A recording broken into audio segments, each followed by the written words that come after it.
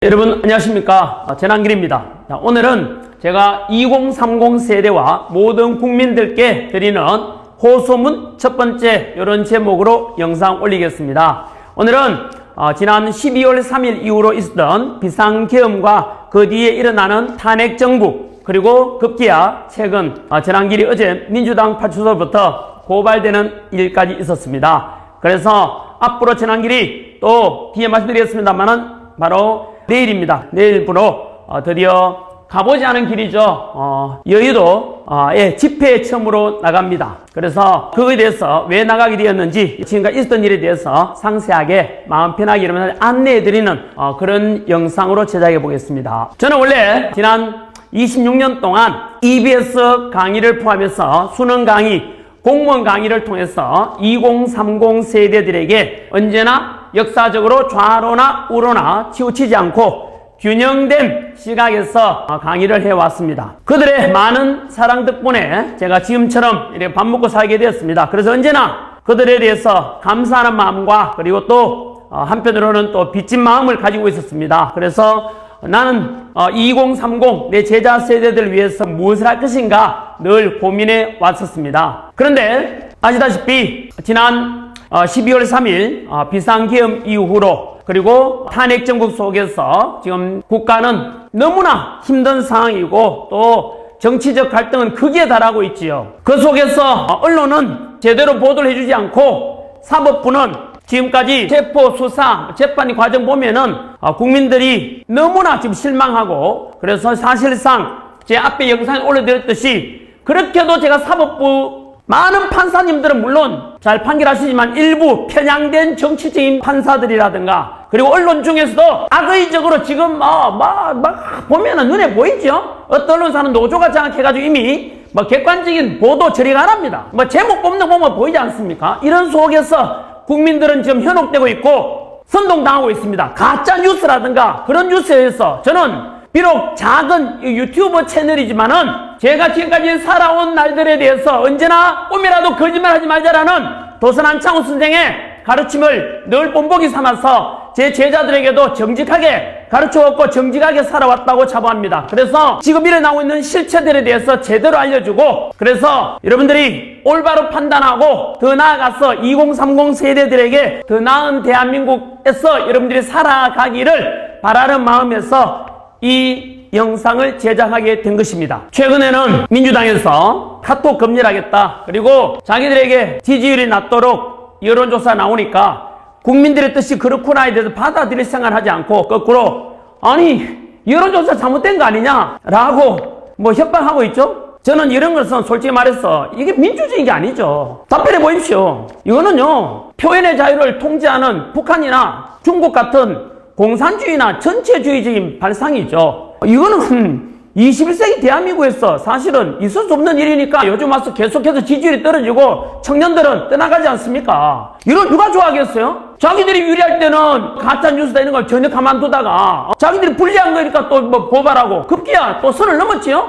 전한길이가 이틀 전에 우리 선관위에 대해서 여당이든 야당이든 이재명 대표도 마찬가지로 부정선거 의혹이 있을 수 있다라고 지적했지 않습니까? 이미 언론에 보도됐죠. 근데 전한길이가 야 선관위 이거 마찬가지로 투명하게 하자. 이게 뭐 잘못됐죠? 강사로서 국민의 한 사람도 요구하는 것이. 그런데 이렇게 주장해서 선관위에다가 제가 비판했는데 민주당에서 저를 고발했어요. 전한길이가 선관위를 비판했는데 민주당이 고발했어요. 선관위와 민주당이 무슨 상관이 있는데요? 급한 김에 자꾸 이렇게 실수하는 것 같아요. 아무튼 이런 속에서 저는 지금 손해보더라도 일타 강사로서 잃을 게 많지 않습니까? 벌써부터 제가 민주당에서 고발당하고 이러니까 당장 제 운영하는 카페라든가 그리고 이런 데서 공격 많이 들어오는데요. 좋습니다. 저는 욕먹을 각오하고 손해보더라도 저도 신임 있지 않겠습니까? 이런 거에 대해서 맞서 싸워야죠. 아니 그런 거에 대해서 제가 목이 나고 이러면 비겁한 거죠. 그런 차원에서 오늘 저는 대한민국을 살리고, 그리고 우리 미래 세대들이 살아갈 아름다운 대한민국을 물려주기 위해서 작은아마 제가 할 수 있는 역할을 해보겠다라고 다짐하면서 끝까지 한번 영상 찍어보도록 하겠습니다. 여러분, 대한민국은 알다시피 지난 35년 동안 일제의 식민지배를 받았었고, 그리고 광복되자마자 5년 만에 6.25 전쟁이라는 동족 상잔의 비극을 겪었습니다. 그런데 놀랍게도 대한민국은 그런 어려움을 극복하고 석유 한 방울 나지 않고 지하자원 하나 안 난데도 불구하고 현재 대한민국의 위상은 국력 세계 6위, 군사력 5위, 제조업 강국이죠 5위입니다. 여러분 198개국 중에서 이 정도 국력이라는 것은 엄청난 겁니다. 더욱이 지난 2024년도에는 무려 수출액이 사상 최대가 되어서 6,800억 달러를 넘어서 일본과 거의 불가할 수준이 됐어요. 여러분 저는 역사 강사로서 우리를 식민지배했던 일본에 대해서 이렇게 우리가 능가할 수 있고 따라가는 데서 저는 정말 자부심을 느낍니다. 얼마나 멋있습니까 여러분? 과거에 일본 입장에서 생각해 보세요. 35년간 식민 지배받았던 나라가 이렇게 자기들하고 대등해지면은 이거는 얼마나 긴장되고 좀 대단하다고 생각이 들겠어요. 겉으로 표현 안 해서 그렇지. 저는 이런 것도 국뽕이 아니고 대한민국 모든 국민들과 청년들이 자부심 가져도 된다고 생각하고 이런 것들이 저는 뉴스에도 많이 나왔으면 좋겠는데 잘 안 나오죠. 경제 성장뿐만 아니라 실제로 대한민국은 영국에서 200년간 이루어졌던 민주화를 지난 40년 동안에 민주화까지 이루어낸 대단한 국가이자 민족이죠. 뭐 당연히 목숨 걸고 이 땅의 민주화를 위해서 독재에 맞섰던 민주화 운동을 해주신 많은 선배, 열사분들의 헌신과 노력 덕분이라고 저는 생각하고 언제나 감사하는 마음을 가지고 살아가고 있습니다. 뿐만 아니고 대한민국 국민들이 우리 아버지, 할머니, 어머니, 할아버지 세대에서 그분들의 희생 덕분에 그분들께서는 못 먹고 못 입고 오직 자식 위해서 열심히 일만 하셨던 그런 분들의 헌신 사랑 덕분에 지금 우리가 이만큼 대한민국에 위치가 되었다고 생각합니다. 너무나 감사합니다. 늙었다 우리가 꼰대라고 하고 그러지 마시고 언제나 그런 우리 부모 세대, 할아버지 할머니 세대에 대해서 감사하는 마음 가져야 되겠습니다. 그런데 안타깝게도 지금 대한민국은 아시다시피 침몰 위기에 와 있습니다. 지금 유례없는 갈등과 대립 속에서 결국 비상계엄과 함께 대통령은 탄핵되고 국무총리도 탄핵되고 안보총괄하는 국방부 장관도 그리고 치안과 안전총괄하는 행안부 장관도 그리고 경찰청장까지도 모두가 지금 공석인 상태입니다. 우리 대한민국의 가장 큰 우방국가인 미국 대통령 취임식에도 못 가고 러시아 우크라이나 전쟁과 함께 북한의 핵개발과 미사일 실험 계속해서 쪼여오는 중국의 압박 속에서 안보와 경제를 포함한 대외 정세가 너무나 급박하게 돌아가고 대한민국은 그야말로 지금은 풍전등화라고 볼 수 있겠습니다. 우리끼리 지금 탄핵이다 뭐다 하면서 서로 싸우는 걸 보면 전 세계인들이 놀라고 하고 조롱하고 있죠. 전 세계인들은 대한민국을 지금 비웃고 있습니다. 조선시대 당파 싸움을 보는 것 같고 구한말 개화파와 척산파가 싸우고 결국은 일제 식민지로 전락할 때의 상황과 너무나 비슷하게 느껴집니다. 역사 강사이자 대한민국 국민의 한 사람으로서 지금 현실을 보고 있으면 가슴이 찢을 듯하고 이러다가 대한민국이 무너지고 침몰된 나라에서 살아갈 우리 청년 세대, 미래 세대들을 생각하면 나라 걱정이 너무 큽니다. 사실 오늘 제가 이 원고 쓸 때 울면서 썼습니다. 눈물이 그렇게 쏟아졌습니다. 그래서 식사도 안 하고 오늘 이 원고를 작성했습니다. 여러분 비상계엄 선포 이후에 당시와 달리 한 50일 지나면서 최근에는 국민들 사이에서 비상계엄이 아니라 계몽령이다 이런 말들이 많이 돌아다녀요. 여러분들은 이것에 대해서 과연 내란에 해당되는지 아니면 대통령 주장대로 합법적인 계엄이고 대통령의 고유 통치권이며 국회의 폐악질을 국민들에게 알리고 국민들에게 이렇게 저는 이상한 일들이 많이 났음에 대해서 호소한다라고 하는데 과연 여러분들은 어느 쪽이 맞다고 생각합니까? 재판이 진행 중이고 저는 법 전문가는 아니지만은 그냥 상식선에서 이런 생각이 들었어요. 뭐 비상계엄 선포했을 때는 막 무서워가지고 군인들이 막 국회 왔다 갔다 이러니까 뭐 이랬지만은 시간이 지나면서 찬찬히 한번 따져보니까 이런 생각이 들었거든요. 역사 강사로서 그러고 보니까 내란이라 하는데 비상계엄이라 해서 막 유혈 사태가 일어나고 이래가지고 우리가 두려워했는데 웬걸 비상계엄이 선포되는데 사이렌도 안 울려. 저는 그때 깨가 있었거든요. 사이렌도 울리지 않고 뭐 좀 교통 통제를 하나? 이런 그런 것도 없었거든요. 그러다가 화면에 이제 실시간으로 보니까 국회에 군인들이 왔다 갔다 하고 이래서, 야, 이거 큰일 날 수도 있겠다 싶었는데, 그냥 한 2시간 됐나요? 국회에서 바로 비상계엄 해제를 의결해버리고, 맞죠? 그리고 6시간 만에 대통령이 공식적으로 해제했습니다라고, 그죠? 발표하고. 다음날 일어나니까 밤에 잠잤던 사람은 다음날 비상이 있었는지도 모르는 사람들 많았어요. 너무 평화롭게 끝나서 정말 다행이지 않습니까? 그죠? 그런데 이 속에서 하나 더 생각이 뭐냐면은, 비상기업이라 하면, 그리고 군인들이 투입되는 건데, 예를 들면은 우리 5.16 군사정변 때요, 동원된 군인 수가 몇 명인지 아세요? 한 35,000명이 돼요. 그리고 12.12 사태 우리 서울에 보면 봤지 않습니까? 그때 신군부가 동원한 군대가 한 2만 명 가까이 되거든요. 그런데 이번에 국회에 들어간 군인 수가 280명. 그 다음 더 많은 선관위에 297명이 들어갔잖아요. 기껏해가지고 10분의 1도 한 100분의 1밖에 안 되는 250명이 국회에 들어간단 말이에요.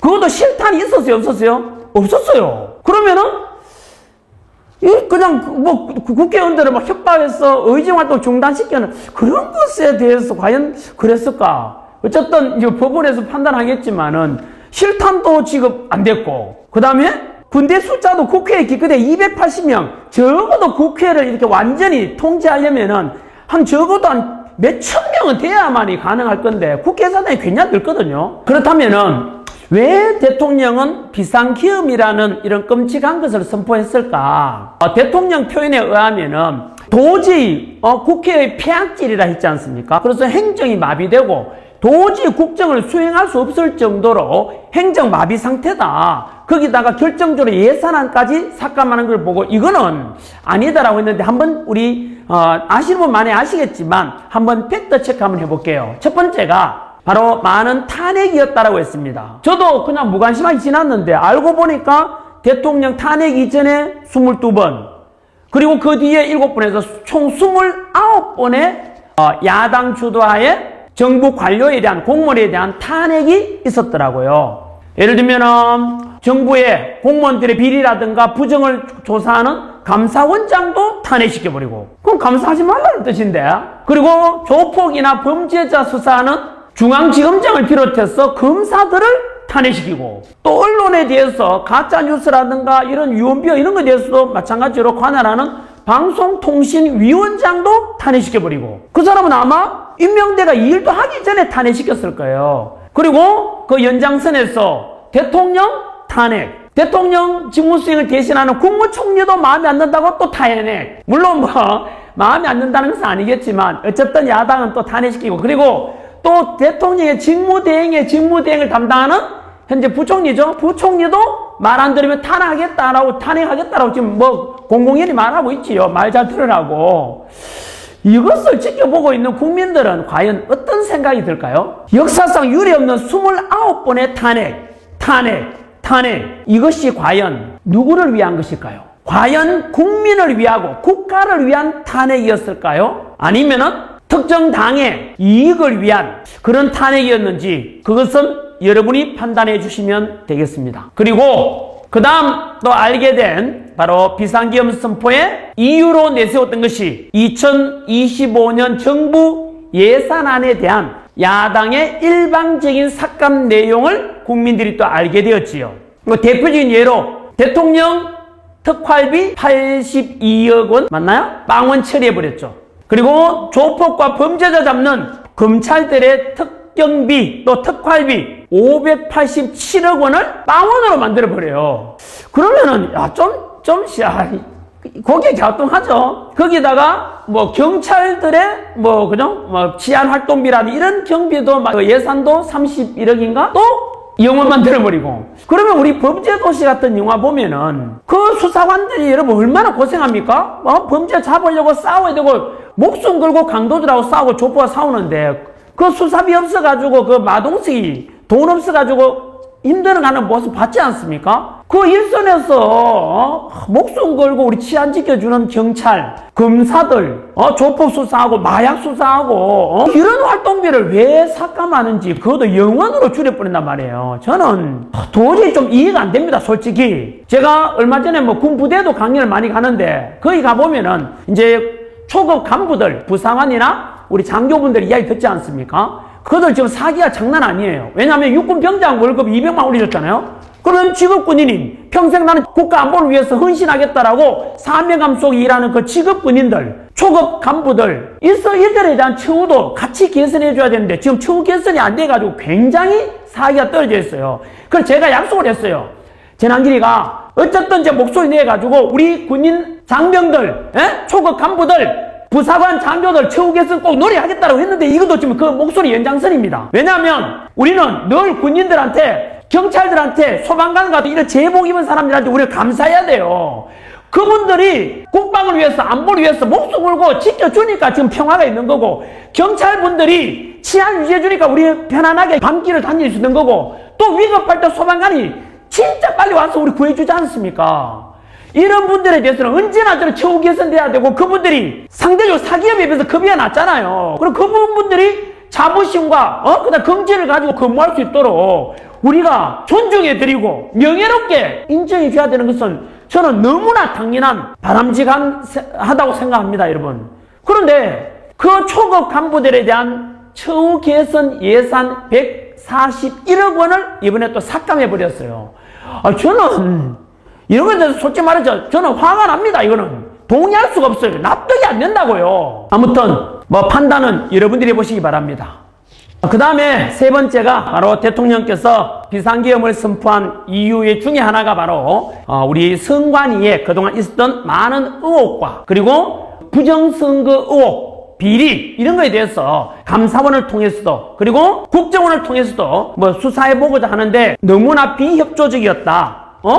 서버 해킹 당한 것도 조사해보려니까 거부하거나 비협조적이었고, 감사원의 감사 역시 마찬가지로 중앙선관위에서는 모든 감사를 잘 받았다라고 지금도 언론 플레이 하는데요. 여러분, 그거는 중앙선관 일방적인 이야기고, 과거에 우리가 이미 국회에 와서 사무총장이나 선관위원장이 했던 해명들이나 이런 거 보면은 보도 자료들만 해도 넘쳐납니다. 인사비리만 해도 딱 떼놓고 지난 1200건이나 있었다는 게 말이 됩니까, 여러분? 하나만 더 붙인다면은, 저는 아무리 생각해도 이상한 게, 아니, 제 제자들이 선관위 말 근무하지 않습니까? 그러면은, 그들을 위해서도 지금은 의혹 덩어리니까 얼마나 자존심 상하겠어요? 근데, 지금은 힘들겠지만, 완전히, 개선되고 나면은 본인들도 선관위에 근무하는 걸 이제 자부심을 가지게 될 거고, 그리고, 이 선관위 문제에 대한 이 부정선거에 관한 것은 여당 대표, 야당 이재명 대표도 대통령도 의혹 제기했잖아요. 그러면은 탈탈 털어가지고 의혹이 없도록 하는 것이 이거는 진보, 보수, 여야 모든 국민들을 위해서 필요한 거 아닌가요? 뭘 잘못됐지? 저는 이해가 안 돼요. 그 다음에는 지금 가장 핫하고 뉴스에 맨날 나오는 사람이 공수처와 공수처장 그리고 대통령 체포 과정에서 연일 TV에 모든 영상에서 우리 도배되고 있지 않습니까? 그 속에서 과연 대통령에 대한 공수처의 체포 그리고 구속, 법원에 대한 어떤 꼼수 이런 거에 대해서 국민들은 과연 어떻게 생각하실까요? 2030 세대들이 가장 싫어하는 불공정 그리고 절차적인 정의가 붕괴되는 것에 대해서 많은 사람들이 지금 분노하고 있죠. 그러다 보니까 여론이 비상계엄 선포할 때하고 달리 시일이 지나면서 계속해서 지금 여당과 대통령에 대한 지지율이 거꾸로 올라가고 있는 기이한 현상이 일어나고 있죠. 이거는 저는 대통령이 잘해서가 아니고 바로 체포하고 수사하는 과정에서 일어나는 일들을 보고 국민들이 아무리 언론에서 막 있잖아요. 한쪽 방향에서 편파적인 방송에도 국민들도 똑똑하잖아요. 그리고 요즘은 뉴미디어죠. 이 유튜브를 통해서 국민들이 TV에서 편파 방송하는 것에 대한 대체적인 2030 시대를 더욱더 알아버렸다는 생각이 들어요.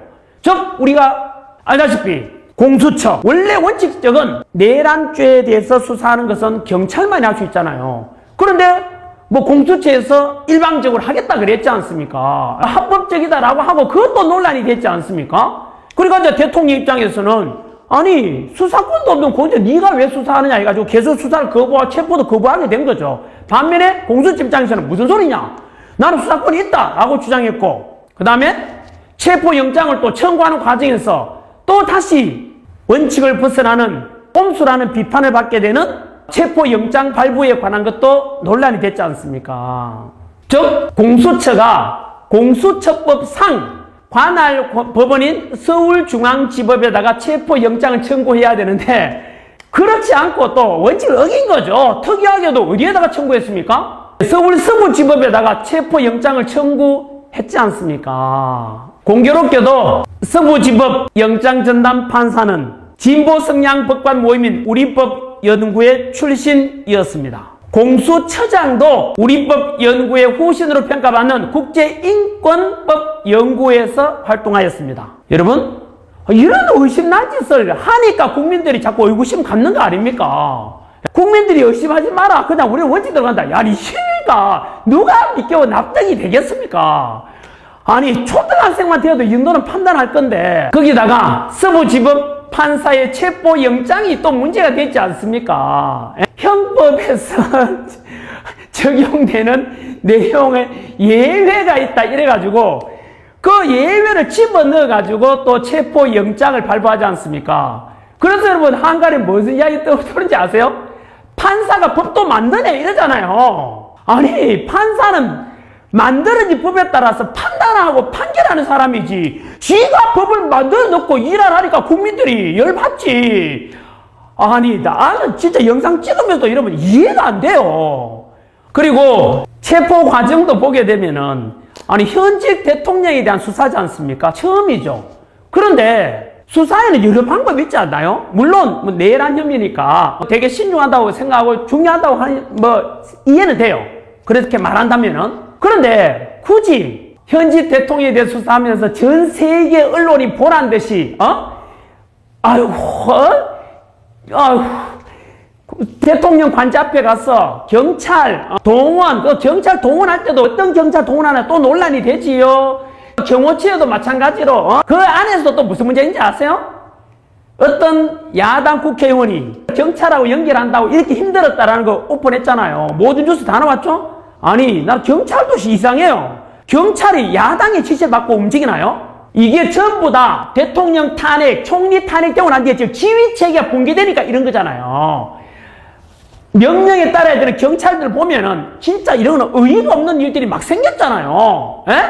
그러다가 결국은 체포영장은 발부되었고 이런 꼼수를 지켜보고 있던 국민들이 분노한 거죠. 그러다가 결국에는 서부지법에서 대통령에 대해서 또 구속영장이 청구되면서 너무나 큰 비극이 발생하게 되죠. 법원 밖에서 시위하던 일부 시위대가 급기야 지난 1월 19일 서부지법에서 현직 대통령에 대해서 증거인멸 염려를 이유로 구속영장이 발부되면서 결국은 법원 밖에서 시위하던 일부가 법원 안으로 난입하게 되고 그 결과 최악의 유혈 사태까지 일어나게 되었습니다. 이에 대해서 법원 건물에 난입한 90명이 현행범으로 체포되었고 그중 안타깝게도 2030이 절반이나 된다고 했습니다. 그리고 현재 58명이 구속되어 있는 상태입니다. 저는 당연히 모든 폭력은 반대합니다.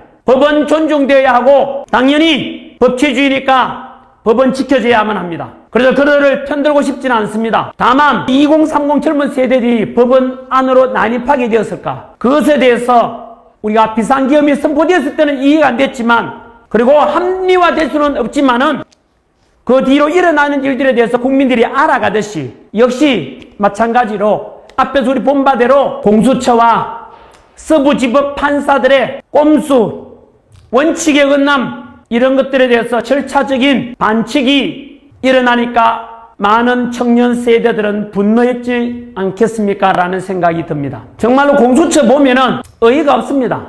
대통령을 구속시켜 놓고 잡아다 놓고는 수사도 못해요. 대통령 거부하니까 수사도 못해요. 괜히 대통령 망신 주기 위함이었는지 참 의의가 없습니다. 공수처 부끄럽지 않습니까? 저는 이런 무능한 공수처, 원칙도 지키지 못하는 공수처는 당연히 없어지는 것이 모든 국민들을 위해서도 국가를 위해서도 저는 필요하다고 생각합니다. 서부지법 난입사태 때 당일 체포되었다가 다음날 오후에 석방된 한 20대 청년이 쓴 저는 애국자가 아닙니다 라는 제목의 글이 지금 많은 청년들에게 유포되고 있습니다. 매일 신문에서 올렸던 영상인데 유치장 수기 검색하면 나옵니다.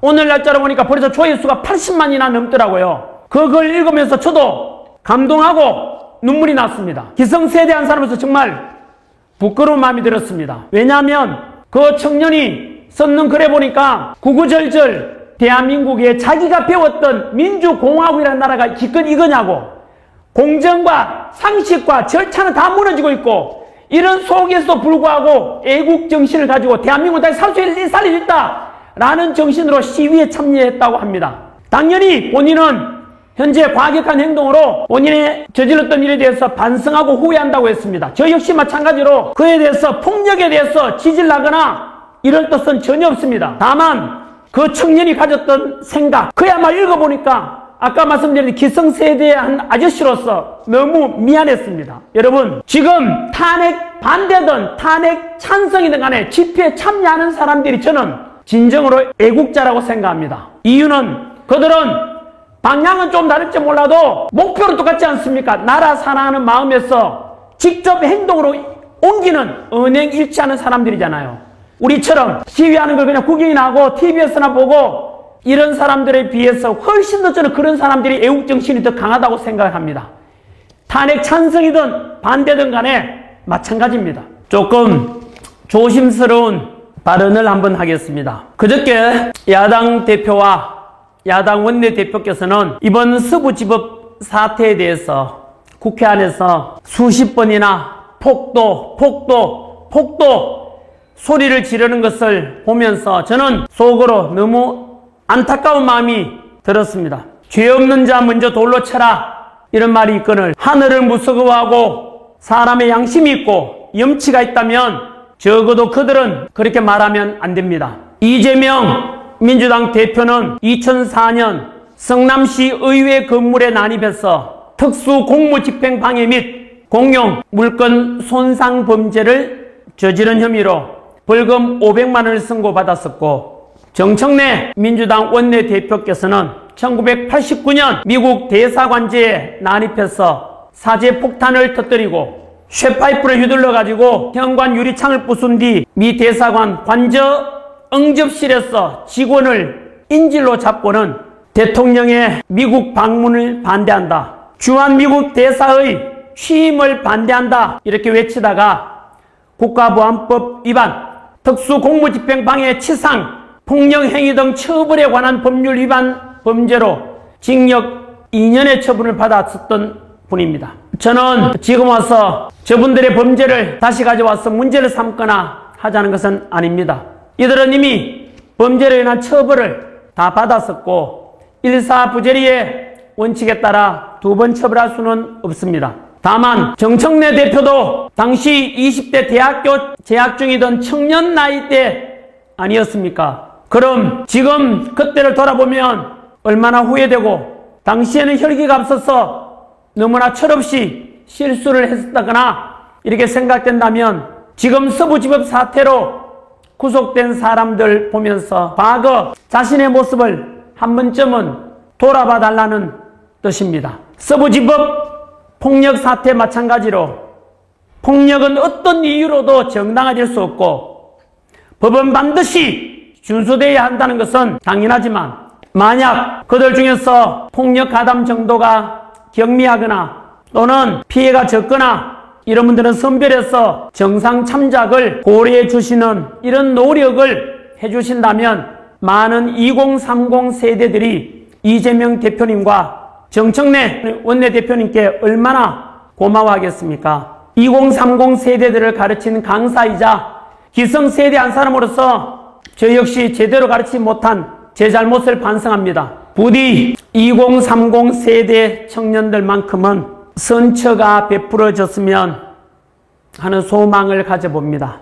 물론 그때 시위 진압 과정에서 다치거나 상처 입은 우리 경찰분들도 대부분 제 제자들입니다. 너무나 가슴이 아팠습니다. 실제로 이번 사태 충돌과 피해와 고통을 맞는 것은 사실은 경찰이나 시위대가 아니지요. 바로 우리 기성세대의 잘못과 책임이 아니라고 누가 감히 당당하게 말할 수 있겠습니까?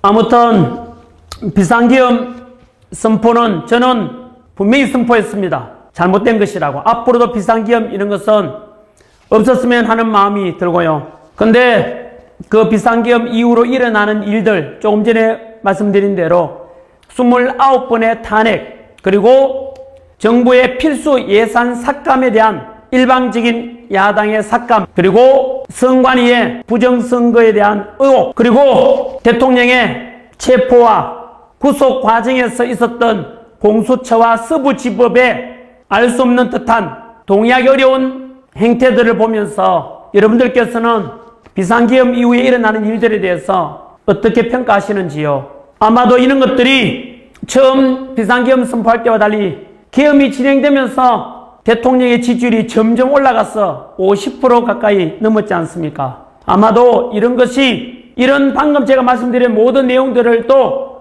국민들이 이미 공감하고 있다는 뜻이 아닌가, 그런 생각이 듭니다. 지금 현재 이제 헌법재판소의 시간이 다가왔습니다. 그래서 현재 모든 국민들과 대통령 역시 헌법재판소의 탄핵소추에 대한 심판이 어떻게 될 것인가에 대해서 초미의 관심사가 되어 있습니다. 저와 모든 국민들 다 같은 마음으로 제발 헌법재판소만큼은 앞에 있었던 그런 꼴불견의 공수처와 그리고 서부지법에 동의하기 어려운, 납득하기 어려운 그런 체포영장과 구속영장 발부에 대해서 의혹을 가졌던 많은 국민들은 이번 헌재만큼만이라도 제발 법과 양심에 따라서 올바른 판단해 주기를 모든 국민들이 바라고 있을 것이고, 그렇게 해서 헌법재판소의 권위를 다시 한번 되찾기를 모두가 바라고 있을 것입니다. 그런데 벌써부터 안타깝게도 여러 불공정 논란이 일어나고 있는 게 현실입니다.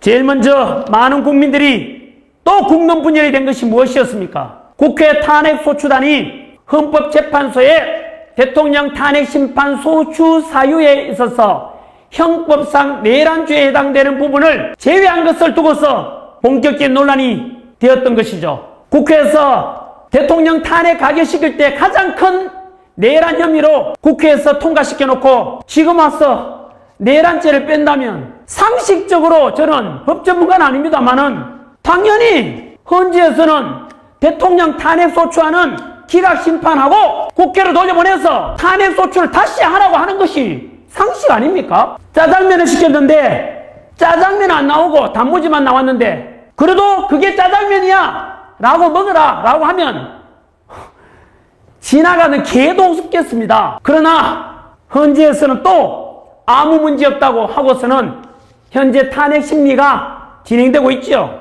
또 가장 최근에 있었던 일이 헌법재판관 중에 문형배 재판관이 야당 대표 이재명 대표와 친분 의혹이 있다라고 해서 여당에서는 이거는 불공정한 심판이 될 가능성이 크니까 재판관을 배제해달라고 했는데 헌재에서는 개인적 관계로 심리에 영향이 없다라고 일축했습니다. 참 이러니까 절차적 정의와 공정성과 합리성을 강조하는 2030 세대들이 또 분노하는 것 아닙니까? 정말 저도 기성세대한 사람으로서 쪽팔립니다. 우리나라가 왜 이래 됐는지 정말 참담할 뿐입니다. 좋습니다. 그렇다면 저는 방법은 하나밖에 없다고 생각합니다. 요 앞에 영상에도 제가 사법부와 헌법재판소의 공정한 재판을 기대한다고 했지만 지금 이 시국에서는 제 판단에서는 개인적으로 어쩔 수 없습니다. 그 다음 방법을 동원할 수밖에 없습니다. 결국은 대한민국의 주권은 국민에게 있고 주권자인 국민으로서 적극적인 주권 행사를 통해서 헌법재판관들이 국민의 힘이 무엇인지를 직접 보고 심판할 수 있도록 할 것입니다. 그래서 입법부, 사법부, 행정부, 헌법재판소, 선관위 위에 우리 국민이 있음을 보여드리고 싶고, 그래서 반드시 승리해서 우리 20대, 30대 청년들에게 그 결과로서 증명하고 싶고, 그래서 그들에게 대한민국 희망을 한 번 더 보여주고 싶습니다. 그래서 정치인들이 또한 국민을 두려워하게 되고 꼼수가 아니라 법치가 살아나고 공정과 상식이 존중되는 그런 아름다운 대한민국을 저는 함께 만들어가고 싶습니다. 헌법재판소의 이미선 재판관은 헌재 심판의 기준을 두고 여야를 떠나 오직 국민만 보고 간다라고 말했습니다. 이제는 국민들이 그들에게 무엇을 바라는지를 직접 보여주겠습니다. 전한길, 그래서 2025년 1월 25일 토요일부터 이제 오후에 집회로 나갑니다. 과거에 대학교 다닐 때 당시에 강경대 열사의 사망, 그리고 90년 3당 합당 반대한다는 그 뜨거운 열망으로 저 역시 대학교 때 집회 나간 이후로 벌써 30년 지났네요. 30년 지난 지금 다시 한 번 더 가보지 않은 길을 가보려고 합니다. 2030 세대들과 국민들과 함께 기꺼이 뚜벅뚜벅 앞으로 나아가겠습니다. 분열을 만드는 단체들과 또 편향된 언론의 악의적인 왜곡 선동 기사가 난무하겠지만 아랑곳하지 않고 오직 2030 세대들만을 바라보면서 오직 대한민국의 발전만을 바라보면서 정직하게 한번 나아가 보겠습니다. 그래서 침몰하는 대한민국을 반드시 살려내겠습니다. 윤석열 대통령의 비상계엄은 저는 분명히 반대했었습니다. 하지만 앞서 말씀드린 대로 그 뒤로 일어나는 일들을 보면서 진정으로 우리 대한민국 국민과 대한민국을 더 사랑하는 사람이 누구인가, 더 걱정하는 사람이 누구인가를 봤을 때 저울 위에 저는 달아보았습니다. 지금의 윤석열 대통령의 탄핵만큼은 무조건 저는 반대합니다. 윤 대통령이 계엄 이후에 말씀하신 담원과 그리고 용산 관저 앞 경찰과 경호처 대치하고 있고 시민들이 극단적인 대치 상황으로 치달을 때 그때 절대로 국민을 다치게 할 수는 없다. 경찰도 경호처도 마찬가지로 차라리 내가 잡혀가겠다 라고 대통령께서 말씀하셨을 때 그때 저는 솔직히 그때서야 진심을 알았습니다. 아, 우리 대통령은 자기 자신보다 국민들의 안전과 생명을 더 소중하게 생각하는구나 라고 저는 느꼈습니다. 그래서 저는 탄핵이 반드시 기각되어 다시 대통령으로 복귀하고 다시 국무총리가 복귀해서 정치와 경제, 사회, 그리고 외교, 국방, 사회, 우리 국가 모든 것이 정상적으로 회복되고 못다한 많은 개혁들이 이루어지길 소망합니다. 제가 개인적으로 윤 대통령이 좋아서가 아닙니다. 지금 이 위기에 대한민국 현실에서 일단은 대한민국 살려놓고 정상화시키고 난 뒤에 그때 가서 다시 또 잘못하는 게 있으면 비판하고 잘하는 거 있으면 칭찬하고 그렇게 하는 것이 저는 바람직하다고 생각하기 때문입니다. 극단적으로 분열된 지금의 현실에서 더 이상의 탄핵과 혼란과 분열과 갈등은 이제 더 이상 안 됩니다. 벌써부터 지난 50일간 있었던 국가의 이미지 실추와 그리고 많은 경제적 어려움, 국론 분열, 이거는 저는 절대 있어서는 안 된다고 생각합니다.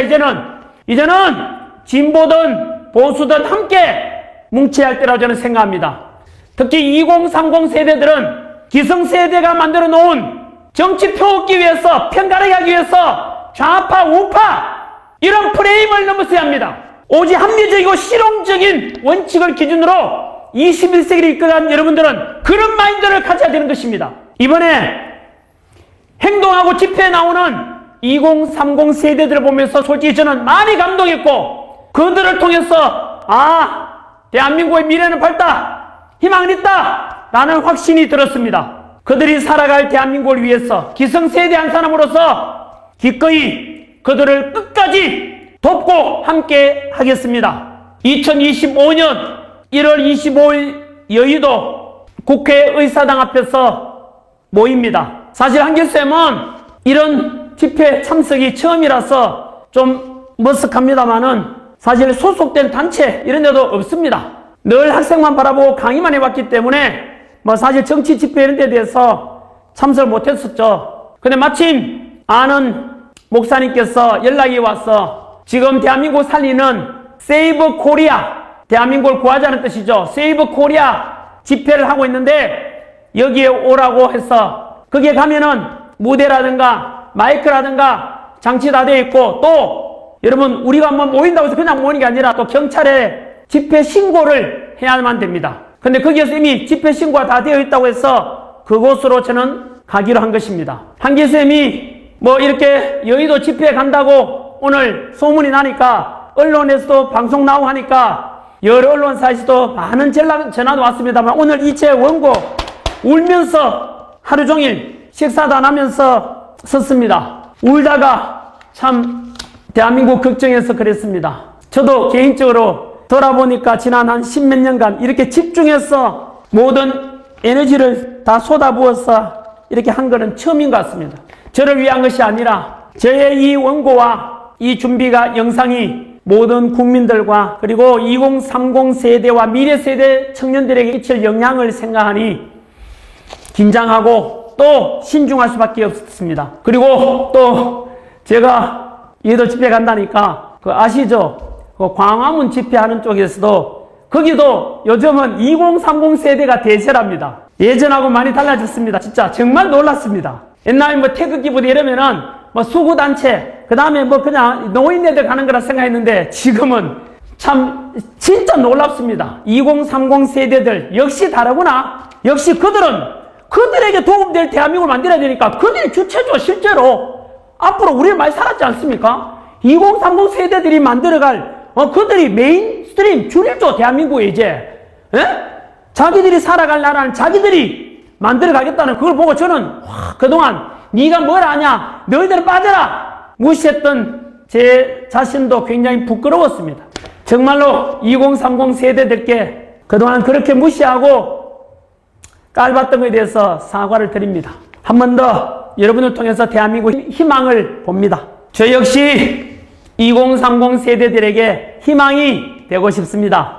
꿈에서라도 거짓말하지 말라. 그리고 낭망은 청년의 죽음이요 청년이 죽으면 민족이 죽는다는 도산 한창훈 말씀 되새기면서 다시 저도 역시 도산 한창훈 선생님처럼 독립운동한다고 생각하고 이 국가와 민족과 청년들을 위해서 무엇을 할 것인가 일관되게 그것만 생각하면서 사셨던 도산 한창훈 선생님처럼 저 역시 우리 대한민국 그리고 청년 세대 미래 세대들을 위해서 할 수 있는 최선을 다해 보겠습니다. 끝으로 전한길이 바라는 대한민국은 도대체 어느 쪽인가 어떤 나라인가 궁금하시다면 내일 제가 여의도 2시 집회에서 아마 제가 마지막 강연자로 나설 것 같은데요. 거기서 제가 처음으로 제시하겠습니다. 그리고 새로 취임한 미국 트럼프 대통령께도 인사 메시지도 같이 전하도록 하겠습니다. 한 번도 한 20, 30년간 영어를 해본 적이 없는데 제 나름대로 지금 문장을 쓰고 있습니다. 한번 지켜봐 주십시오. 끝으로 어떤 대통령께서 하신 말씀이죠. 행동하지 않는 양심은 악의 편이라는 말씀이 생각납니다. 그리고 러시아 시인이 말씀하셨던 슬픔도 노여움도 없이 살아가는 자는 대한민국을 사랑하고 있지 않다는 말이 생각납니다. 한 번쯤 새겨주시기 바랍니다. 그리고 마지막으로 내일 그 다음 향후에도 혹시나 전한길이 나가는 집회는 참여하실 분들은 100% 당연하죠. 폭력이나 강제 이런 건 없습니다. 무조건 평화 시위가 돼야 되고 그 시위 현장에서는治安 유지하는 경찰과 그리고 우리 시민 모두가 하나입니다. 경찰분들 제 제자분들 많지 않습니까? 수고 좀 해주십시오. 그리고 시민들은 경찰분들한테 언제나 감사합니다. 고맙습니다. 수고하십니다. 라는 인사 건네주시기 바랍니다. 그리고 마지막에 갈 때는 쓰레기도 깨끗이 챙겨주시고요. 그래서 선진 대한민국의 수준 높은 시민으로서의 모습도 함께 보여주시면 좋겠습니다. 한 번 더 슬픔도 노여움도 없이 살아가는 자는 대한민국을 사랑하고 있지 않다는 러시아 시인의 표현을 제가 조금 바꿨습니다. 꼭 새겨주십시오. 행동하지 않는 양심은 악의 편이다. 모두 2030 세대 여러분 모두 모이십시오. 함께 하십니다. 전한길도 같이 하겠습니다. 끝까지 하겠습니다. 그리고 반드시 승리하겠습니다.